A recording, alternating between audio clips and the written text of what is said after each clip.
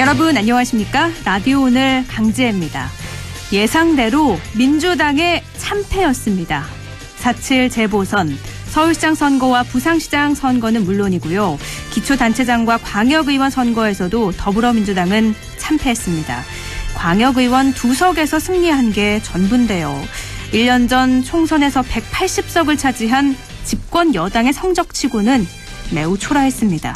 더불어민주당 지도부는 4.7 재보궐선거 참패에 대한 책임을 지고 총사퇴하기로 했는데요. 원내대표 선출 전까지는 도종환 의원이 비대위 체제를 이끌게 됐습니다. 이번 보궐선거 미니 대선이라 불리면서 많은 관심을 모았죠. 그만큼 민주당으로서는 패배 아픔이 클 텐데요. 하지만 집권 여당이지 않습니까? 선거 결과에 나타난 민심 제대로 읽고 반성해서 희미해져가는 개혁의 불씨 되살려야겠습니다. 4월 8일 목요일 라디오 오늘 광고 듣고 시작합니다.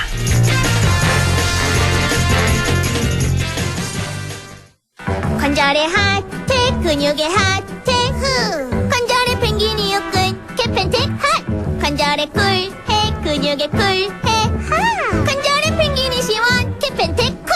관절염, 근육통의 세계에선 역시 펭귄이 제일, 개펜텍. JLS 사이언스.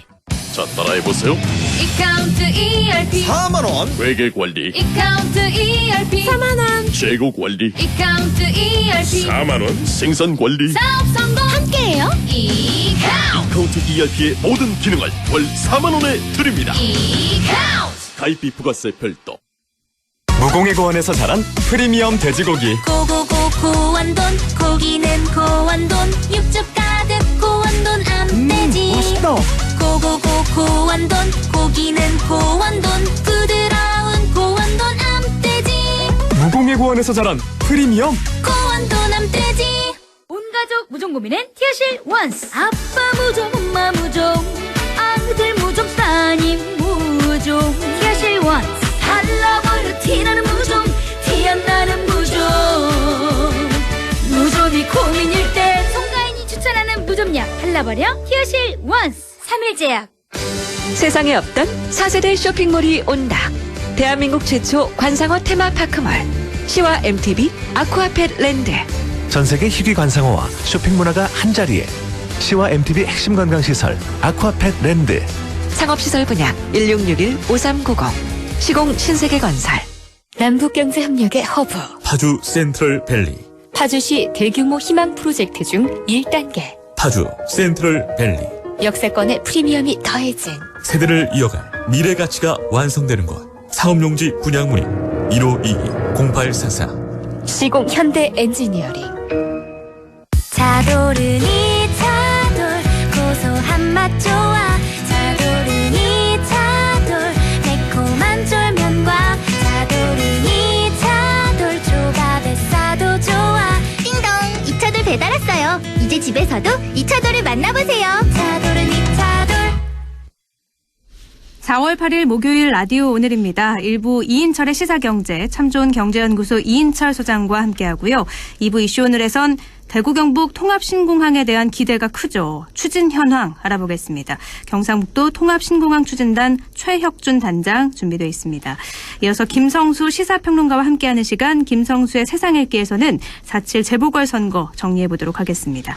라디오는 생방송 놓치신 분들은요. 안동 MBC 플러스 유튜브로도 다시 들으실 수 있습니다.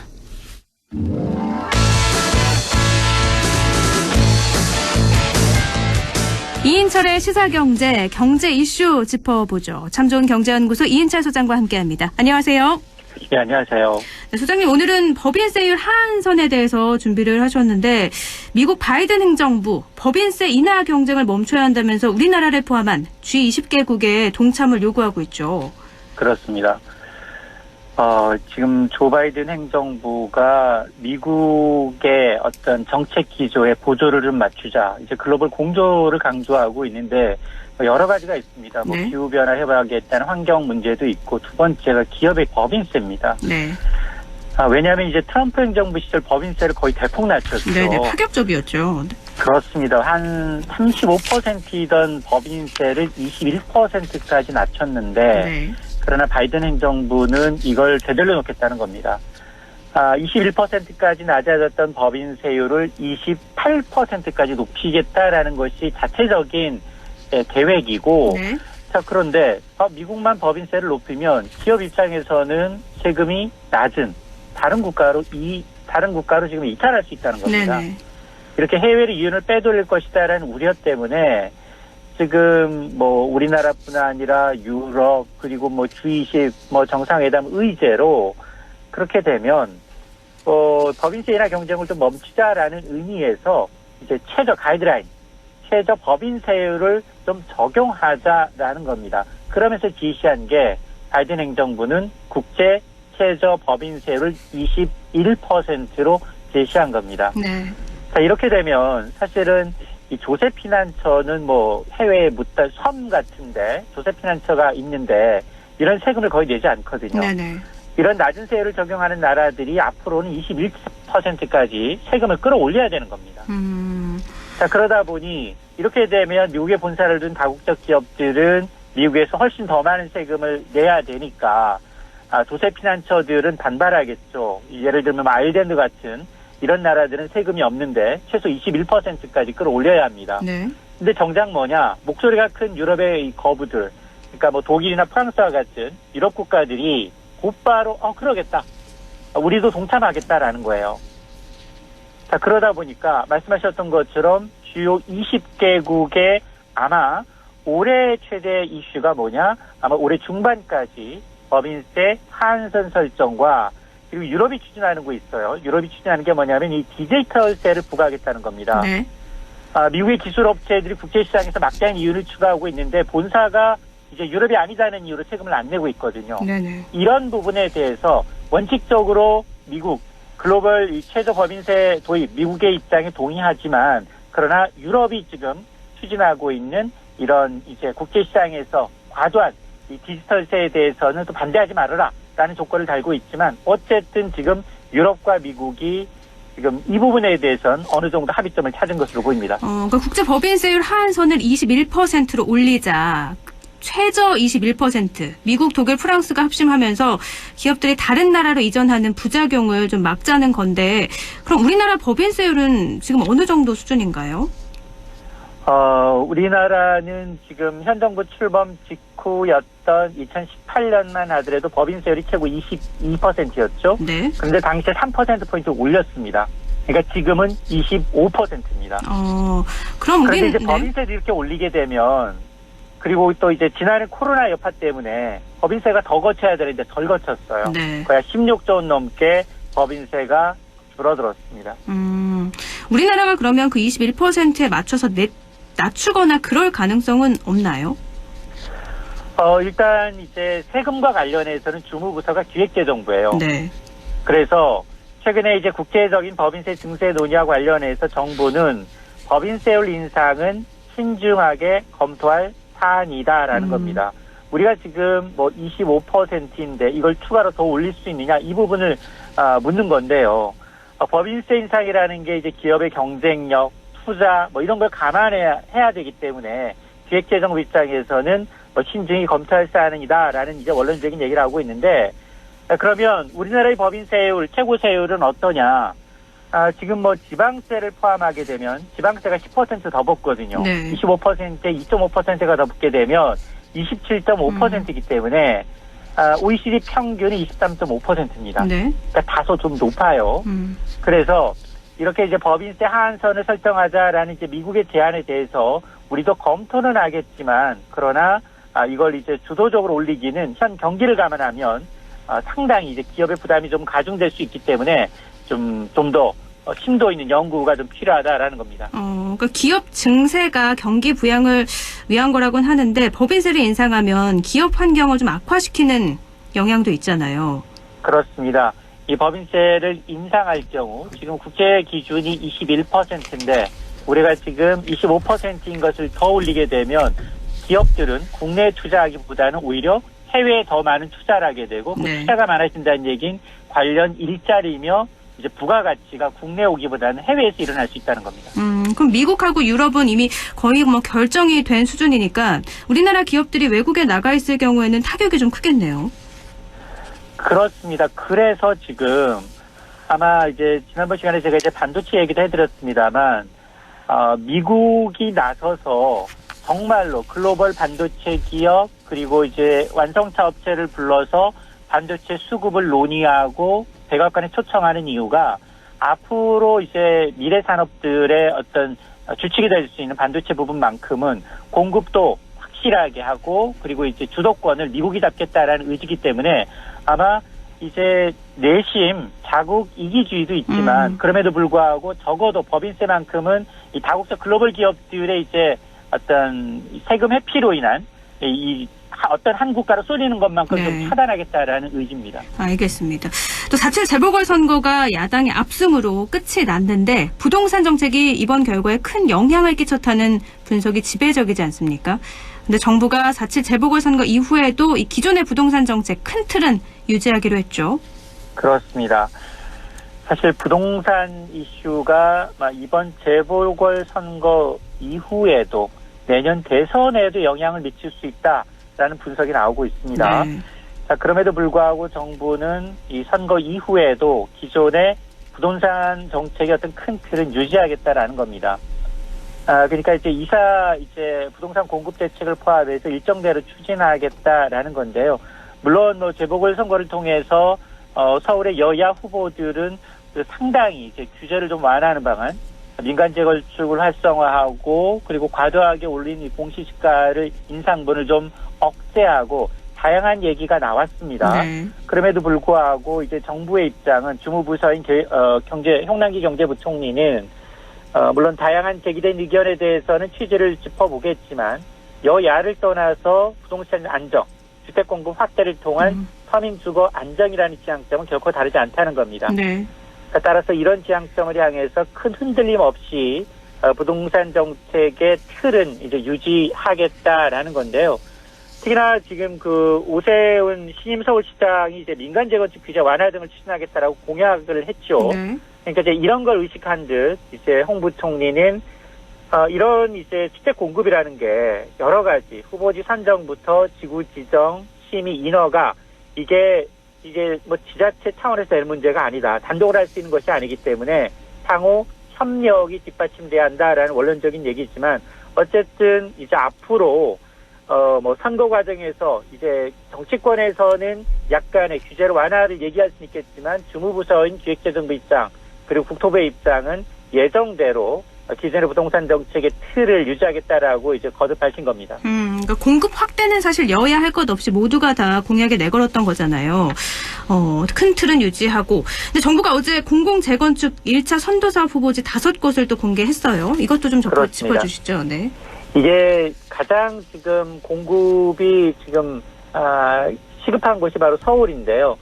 정부가 이제 서울 지역 공공재건축 후보지 5곳을 선정을 했습니다. 근데 이 선정된 후보지 몇몇을 보게 되면 서울 영등포, 중량구, 관악구, 그리고 광진구, 용산이에요. 네. 강남권 단지가 포함이 되지 않았습니다. 네. 그래서 이들 5개의 지역의 공통점이 뭐냐? 그동안 이제 민간한테 정비 사업을 맡겨뒀더니 사업성 떨어지거나 소유주들 사이의 견해 차이로 오랫동안 이제 지지부진했던 이제 이 장소, 이 프로젝트라는 겁니다. 네. 그래서 정부가 이제 용적률을 파격적으로 좀 올려주고 조합원의 분담금을 최대한 낮추게 되면 추진 속도, 참여를 끌어올리겠다라는 건데요. 이 외에도 정부는 예정대로 한 14만여 가구가 들어설 2차 신규 공공주택 후보지도 이제 이달 중에 발표를 할 것으로 보여서 지금 LH 사태에도 불구하고 지금 공급 정책은 지금 이게 만약 바뀌게 되면 실수요자들, 대기 수요자들이 혼란을 초래할 수 있기 때문에 예정대로 추진하겠다는 겁니다. 이 오래된 아파트 대상으로 한 후보지가 공개가 된 건데 앞으로 이 3분의 2 동의를 받아야 되는 절차가 남은 건가요? 그렇습니다. 원래는 75%였죠. 네. 75%에서 이것을 이제 3분의 2로 좀 줄였습니다. 그래서 조금 사업의 속도를 높이기 위해서 여러 가지 인센티브를 주면서 민간이 아니라 공공이 주도하는 개발로 들어왔을 경우 이런 걸 이제 정부가 좀 하겠다라는 건데요. 어쨌든 지금 공급 물량이 그다지 많지 않기 때문에 지금 뭐 민간의 참여 폭을 좀 넓힐 필요가 있는 게 아니냐라는 지적도 나오고 있습니다. 네. 공공 직접 시행 정비 사업 후보지도 7월에 발표될 예정인데 이거는 차차 짚어보도록 하죠. 가상화폐 얘기로 좀 넘어가 보면 김치 프리미엄이라고 하죠. 대표적인 가상화폐 비트코인이 유독 한국에서만 비싸게 팔리고 있는데 이게 비정상적인 현상이잖아요. 맞습니다. 이 주말만 되면 신고가 행진을 하고 있어요. 네. 이제 7,900만 원도 돌파해서 네. 그렇습니다. 같은 비트코인인데 유독 한국에서만 최고 20% 이상 비싸게 팔리고 있다는 겁니다. 네. 투자에 주의가 요구되는데요. 어제 오후 이제 국내 암호화폐 거래소 업비트 기준 비트코인 거래 가격이 7,900만 원을 돌파했습니다. 근데 똑같은 시간 글로벌 거래소인 바이낸스의 가격은 57,000달러, 6,400만 원대였다는 겁니다. 네. 그러니까 한 1,500만 원 이상 네. 김치 프리미엄이 붙었는데 이게 지난 3월까지만 하더라도 한 5, 6% 정도 붙었던 것이 이달 들어서 10% 넘기더니 결국 20%까지 이제 프리미엄이 더 벌어진 겁니다. 자, 왜 이렇게 한국에서만 유독 비싸게 팔리고 있느냐? 네. 팔려는 사람보다 많다는 겁니다.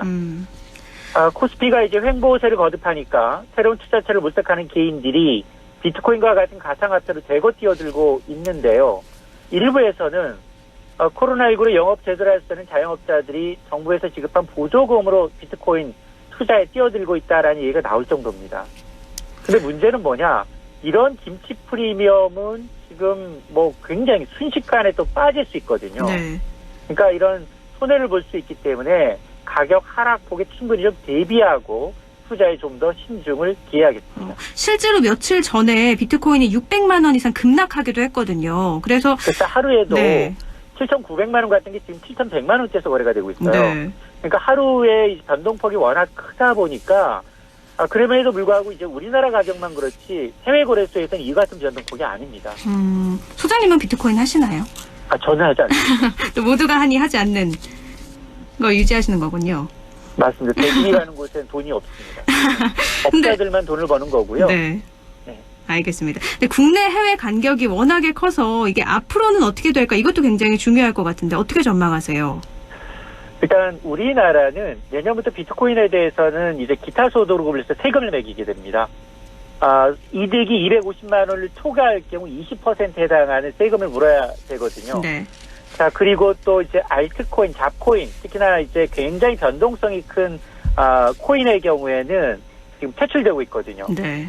그리고 이제 국내 한 가상화폐 거래소가 한 100여 개가 넘는데 이 가운데 은행의 인증을 통한 은행의 실명 계좌 인증을 통한 4곳 빼고는 지금 점차 순차적으로 굉장히 좀 사라질 가능성도 있기 때문에 저는 개인적으로 이렇게 변동성이 큰 자산에 이제 투자하는 것은 적극 이제 말리는 편입니다. 네, 앞으로도 그 변동성은 계속될 거고요. 여기까지 됐죠. 말씀 고맙습니다. 네, 고맙습니다. 네, 지금까지 시사경제 참 좋은 경제연구소 이인철 소장이었습니다. 라디오는 1부는 여기까지고요. 잠시 후 광고 듣고 2부에서 뵐게요.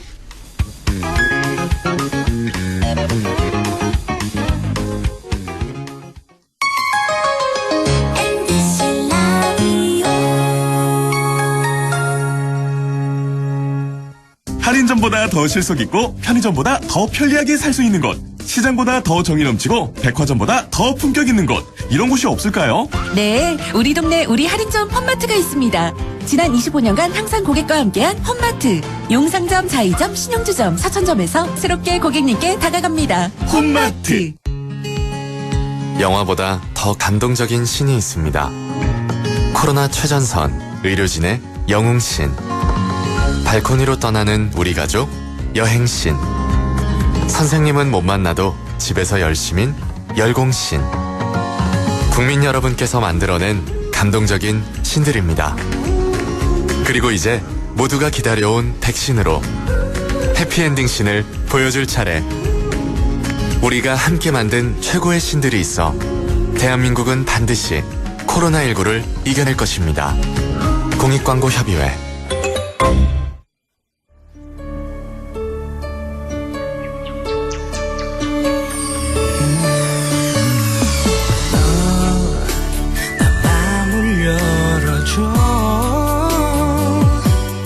다가가 나 속 속삭이도록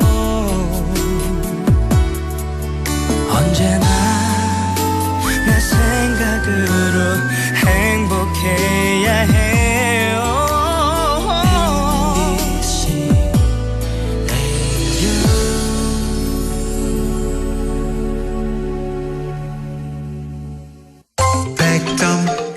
MBC 라디오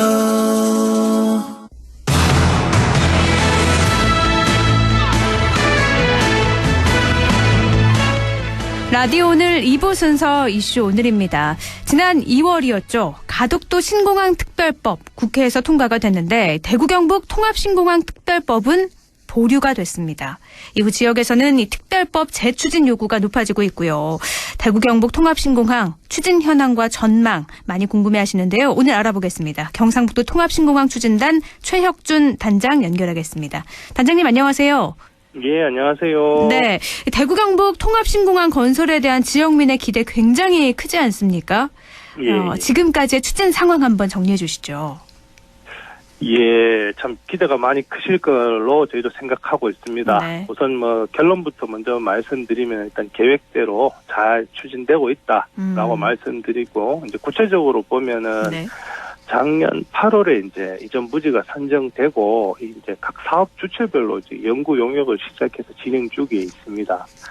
그 중에서 가장 기본이 되는 게 이게 이제 군사공항과 민간공항에 같이 이전하는 것이다 보니 네. 대구시에서 A2 이제 대구 군공항 이전에 대한 기본 계획을 지금 수립 중에 있습니다. 네. 그리고 국토부에서는 이와 함께 이전하는 민간공항, 우리가 알고 있는 대구공항, 여기에 대해서 이제 사전 타당성 검토 용역을 진행하고 있으며, 네. 이를 통해서 이제 항공 수요라든가 이 민항의 규모가 결정이 될 것입니다. 그리고 우리 경북도에서는 공항이 여기에 왔을 경우 공항 주변에 있던 신도시라든가 각종 산업 클러스터 아니면은 또 공항과 기존의 대구라든가 큰 도시를 연결할 수 있는 광역교통망 구축 기본 계획을 지금 수립 중에 있다 말씀드리고, 이러한 각종 계획들이 한 1년 정도 걸립니다. 그래서 올 연말 정도 되면은 이제 모든 용역 결과가 나오고 어느 정도 밑그림을 우리 이제 시도민께서 확인하실 수 있다, 이렇게 말씀드리겠습니다. 그러니까 대구시, 경상북도 또 국토부 이렇게 따로따로 다 용역을 추진하고 있는 거죠. 예. 그러니까 내년 올해 말 정도가 되면은 그럼 용역 결과가 나오는 건가요? 예. 어느 정도 윤곽을 보실 수 있을 겁니다. 경상북도가 국토부에 최근에 대구 경북 통합신공항의 성공적 이전을 위한 협의체 구성을 건의한 걸로 알고 있는데 이건 어떤 건가요?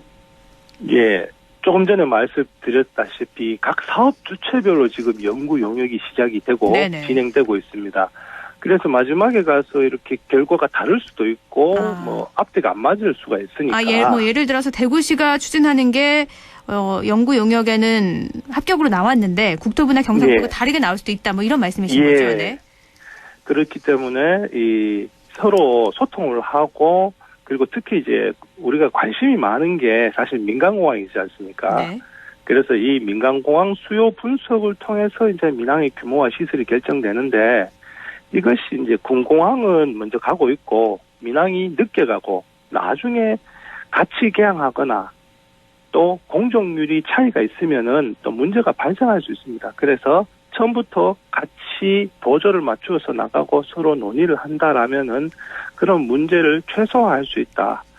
이런 차원에서 저희가 이제 도에서 이제 국토부에 이 협의체를 좀 신속히 구성을 해달라라고 요청했고, 이것도 이제 국토부도 당연히 본인들도 이제 해야 되겠다 생각하고 있다. 이렇게 저희가 논의하고 있습니다. 그러니까 국토부에서도 긍정적으로 답변을 보내온 거죠?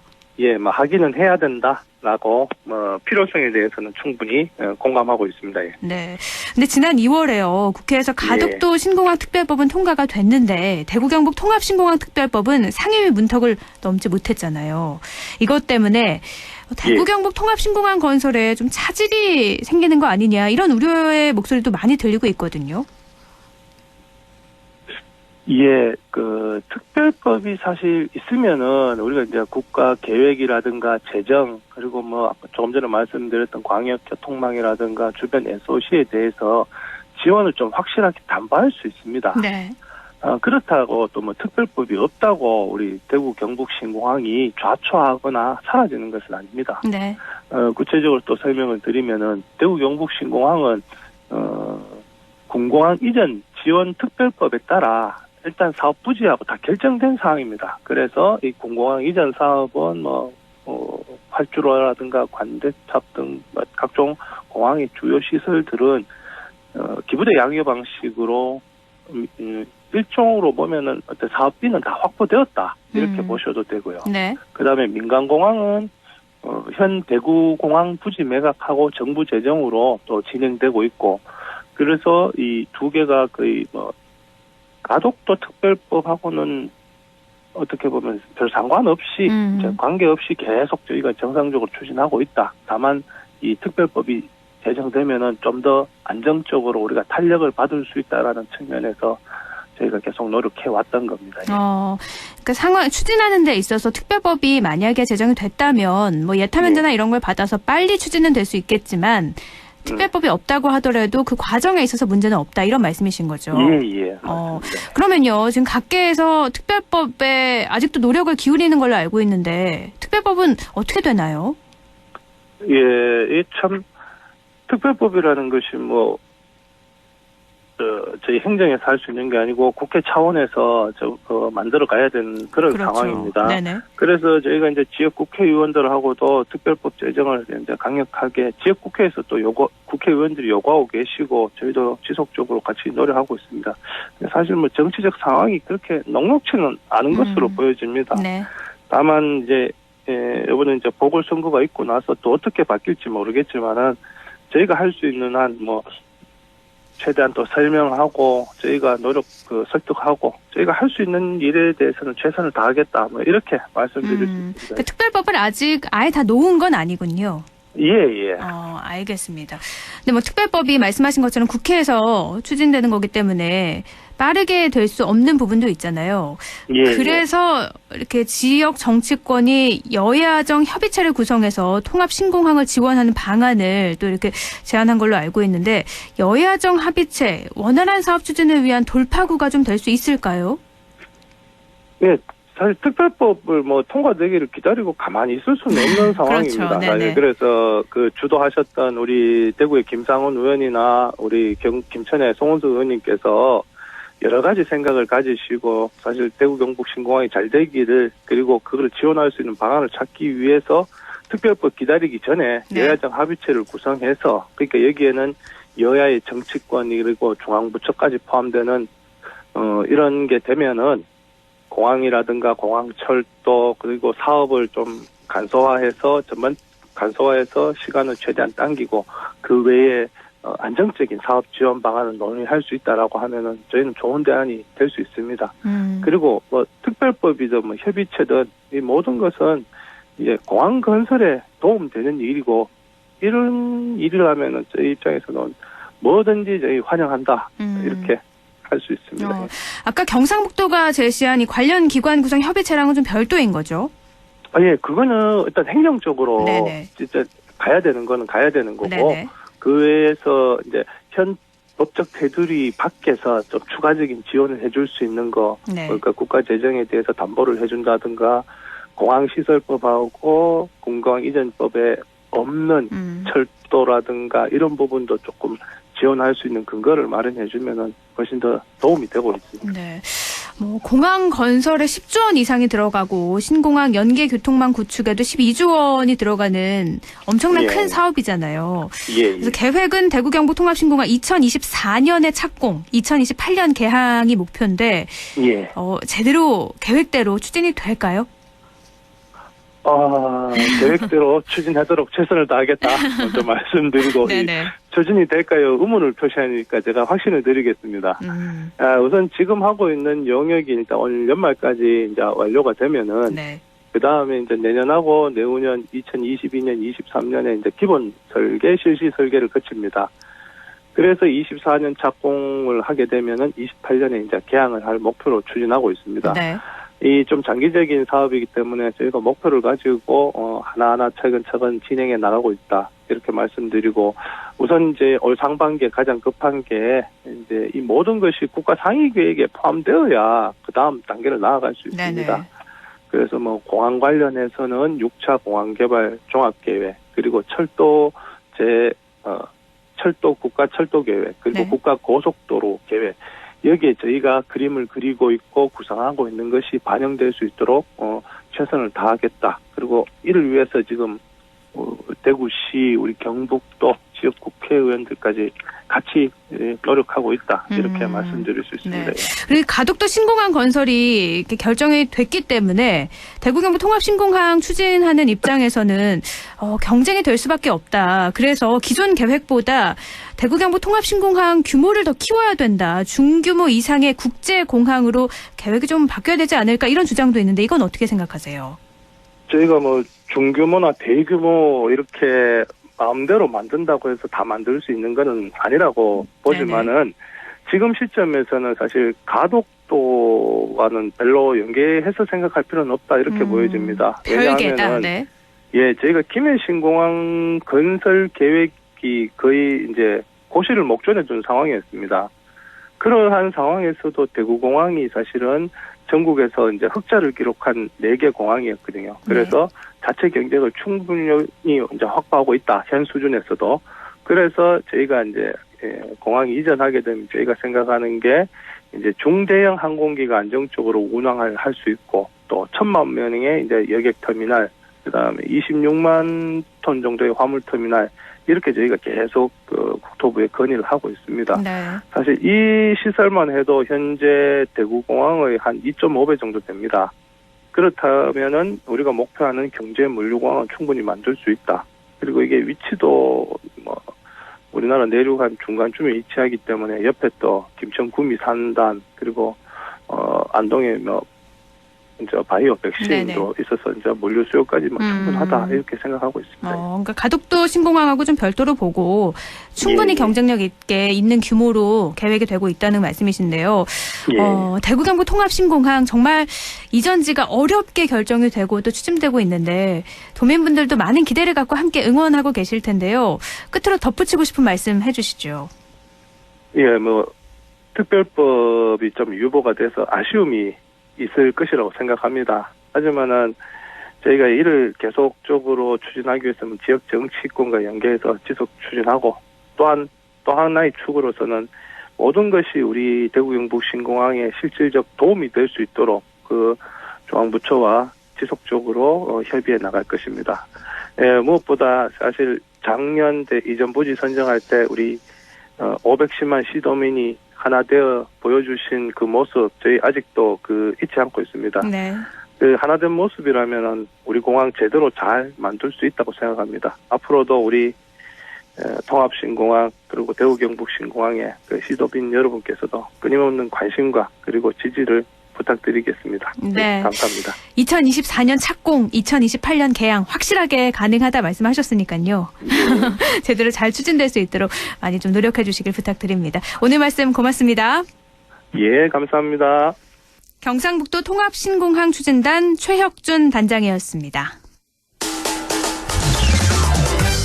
라디오 오늘에서는 청취자 여러분의 참여를 기다리고 있습니다. 우리 지역에서 발생한 사건 사고 소식이나 함께 토론하고 싶은 내용을 안동 MBC 홈페이지 라디오 오늘 게시판에 올려주시기 바랍니다. 전화와 문자 참여도 하실 수 있습니다. 전화는 851국에 7191번, 문자는 샵 0913번으로 보내주시면 됩니다. 문자는 단문 50원, 장문 100원의 정보 이용료가 있습니다. 여러분의 많은 참여 바랍니다.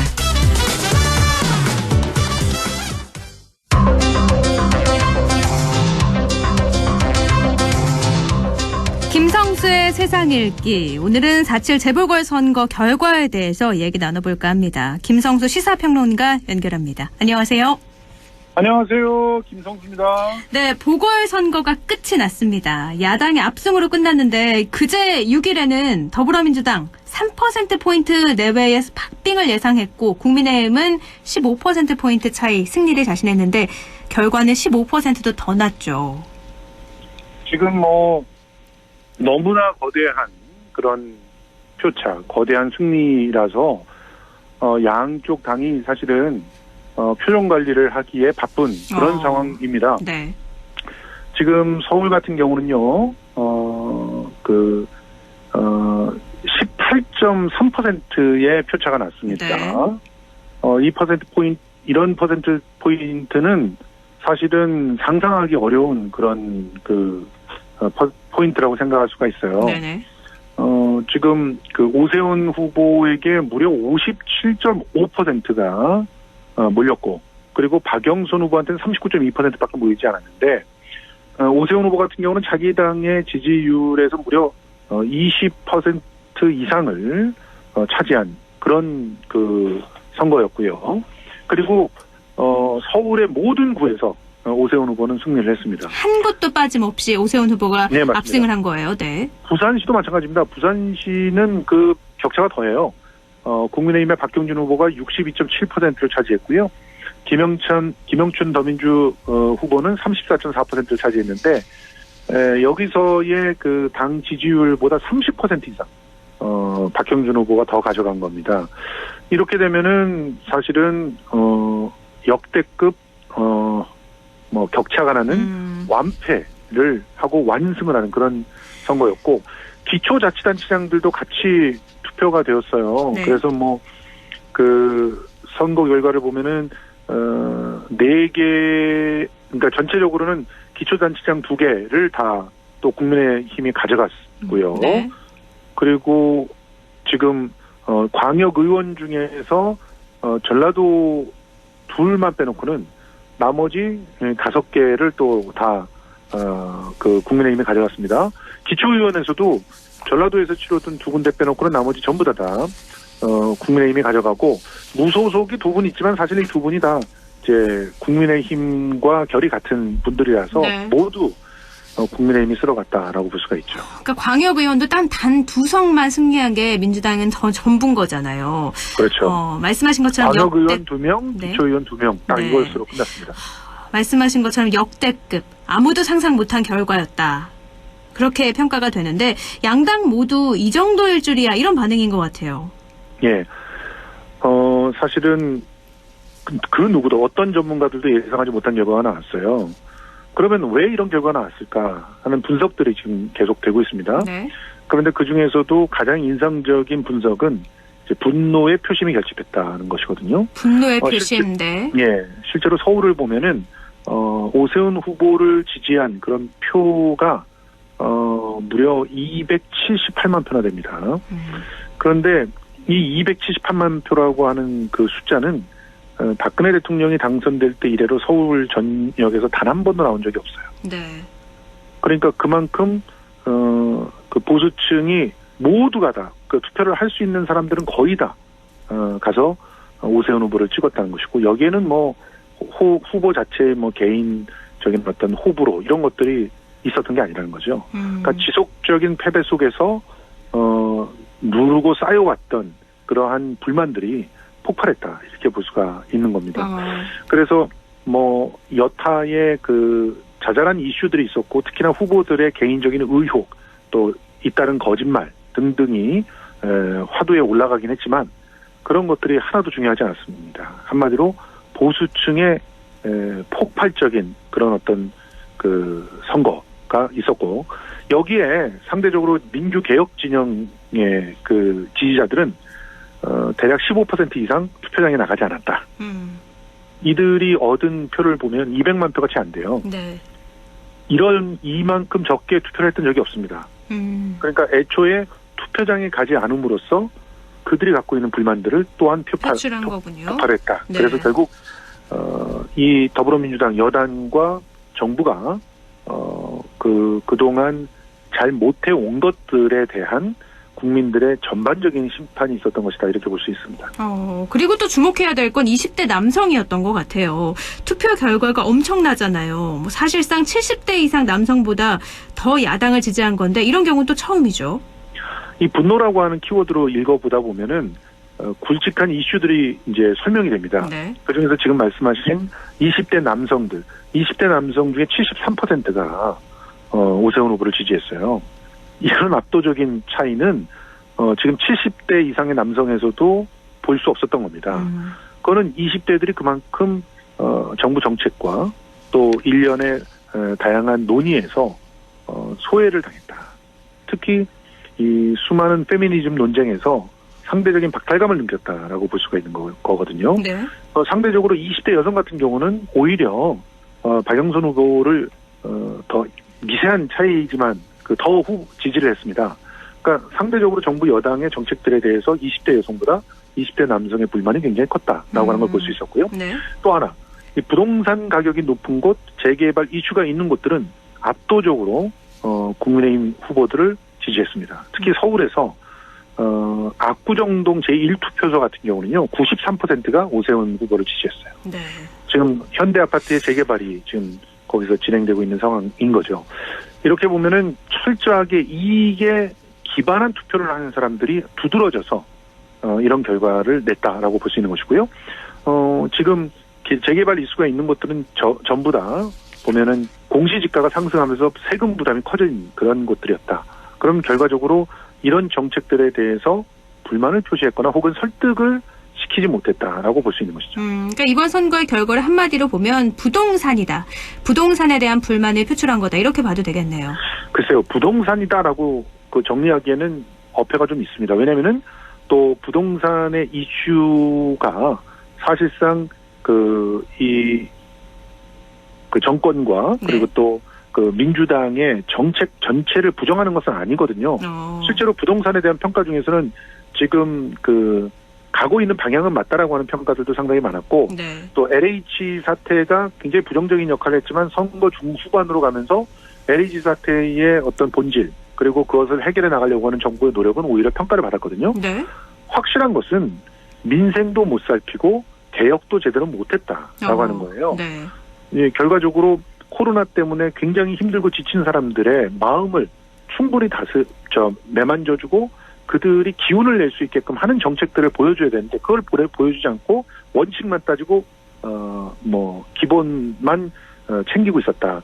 그러면 그거는 이성적으로 다가와야 되는 건데 선거는 감성으로 하는 것이거든요. 네. 그런 측면에서 이번에 여당의 어떤 반성들이 굉장히 의미 있는 그런 앞으로의 변화를 좀 이끌어내지 않을까 하는 생각이 듭니다. 그럼 어떻게 보세요? 야당이 대안이 됐다고 보시는 거예요? 아니면 여당이 못했기 때문에 그래서 심판을 하고자 야당을 찍었다 이렇게 보세요? 솔직히 말해서 지금 여당에서 선출된 후보들의 의혹들만 보면 이번이 1년짜리 선거였기 때문에 선택받은 게 아닌가 하는 그런 분석들도 상당히 강하거든요. 네. 실제로 이들이 불만을 표시하는 어떤 도구로서는 나름대로 쓰여질 수 있었지만 대안이었나? 그렇게 보고 있지는 않는다는 거죠. 지금 그래서 국민의힘에서도 표정 관리를 하면서 더 쇄신을 해야 된다라는 얘기를 하고 있는 겁니다. 확실하게 대안적 아젠다를 만들어내지 못한 상태에서 정부 때리기를 해서 얻은 그런 승리는 오래가지 못한다는 걸 알고 있기 때문이죠. 앞으로는 그야말로 누가 더 뼈를 깎는 개혁을 다 하느냐, 그리고 누가 더 민생에 대해 적극적인 대안을 내놓느냐, 이런 것을 가지고 승부가 진검승부가 갈려지지 않을까. 1년 후의 대선은 누가 더 먼저 개혁하고 누가 더 알뜰살뜰하게 민생을 챙겼는가가 심판하게 되는 그런 선거가 될 거라고 봅니다. 그러니까 1년 전 총선에서는 여당이 압도적으로 승리를 했고 재보궐선거에서는 야당이 또 승리를 했고 1년 후 대선 어떻게 될까요? 예, 아직까지 얘기를 한다는 건 굉장히 어려운데 최근에 네. 아주 의미심장한 결과가 하나 나왔거든요. 엠브레인 등등이 여론조사를 한 것에서 윤석열 전 검찰총장의 지지도가 10%가 넘게 빠졌습니다. 네. 그래서 이재명 지사의 지지도가 24%, 그리고 윤석열 18%, 그리고 이낙연 11%가 나오는 지지율이 나왔어요. 이것은 이제 분노하는 그런 표심들이 일거에 채찍을 들어서 해소가 되고, 그리고 그 해소가 된 다음에 냉정해진 표심 속에서 나오는 그런 선택이라고 볼 수 있거든요. 네. 그것은 결국 내가 심판하려고 하는 도구로서 대통령을 바라보느냐, 아니면 내가 정말 알뜰살뜰한 컨텐츠를 갖고 있는 사람을 대안으로 보느냐, 그것에 대한 차이라고 봅니다. 그런 측면에서 앞으로는 나는 이런 대안이 있고 대한민국을 어떻게 바꿔 나가겠습니다. 명확하게 그것도 실현을 할 수 있는 가능성들을 담고 있는 그런 대안을 보여주는 그런 정당과 후보자가 결국 승리를 하는 선거가 되지 않을까 생각합니다. 네, 오늘 여기까지 듣죠. 말씀 고맙습니다. 고맙습니다. 네, 김성수 시사평론가와 함께 4.7 재보궐선거 결과에 대해서 이야기 나눠봤습니다.